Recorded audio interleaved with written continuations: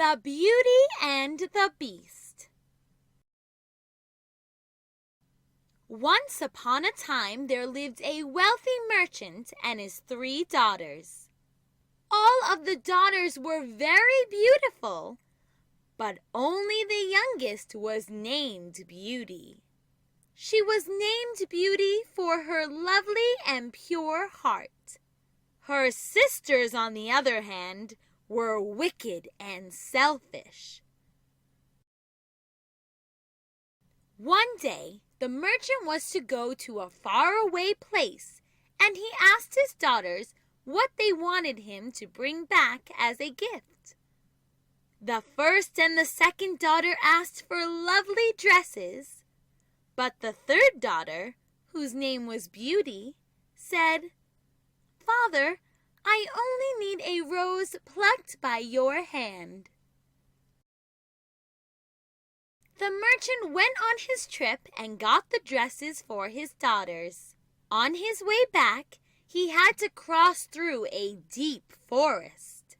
It was dark and the merchant tried to find a place to sleep. He suddenly found a huge castle and went inside to find that no one was there. There was a huge table with delicious food, and he ate it all. Then the merchant went into the bedroom and slept on a soft and fluffy bed. The next day, too, the merchant did not find anyone in the castle. On his way out, he saw a beautiful rose bush growing in the lawn and remembered Beauty's gift. He decided to pluck the red rose from the bush. Suddenly, a ferocious-looking beast sprang out of the bush. He was wearing fine silk clothes and roared, "I gave you food and a bed to sleep in, and now you repay me by stealing my roses? For that, I will lock you in the dungeon." The merchant was frightened and told the beast about Beauty's gift.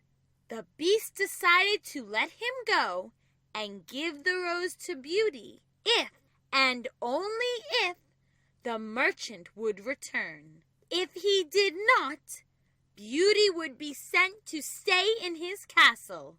The merchant was upset, but agreed and ran back home. He cried and told his daughters about the beast. But Beauty loved her father so much and agreed to go stay with the beast. The beast treated Beauty with so much kindness. He was never rude to her. He let her stay in the biggest room and let her roam in the beautiful garden. Beauty would sit near the fireplace and sew while the beast kept her company. Beauty was still afraid of the beast, but felt herself beginning to like him. Every night, the beast would ask Beauty to marry him, but she refused. She was still afraid of his fearful-looking face and would say that she only cared for him as a friend. The beast would still treat her kindly and with a lot of love. For several months, Beauty lived a life of luxury at the castle. She had no end of riches to amuse her and an endless supply of exquisite finery to wear. Eventually, Beauty became homesick. She begged the beast to allow her to go to see her family.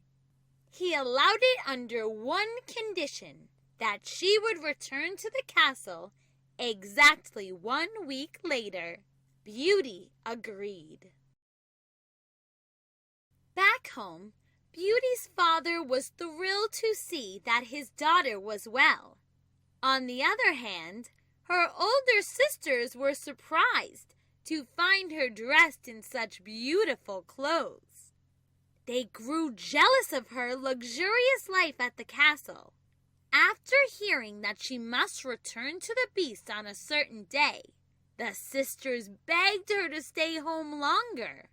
They hoped that the Beast would eventually grow angry with Beauty.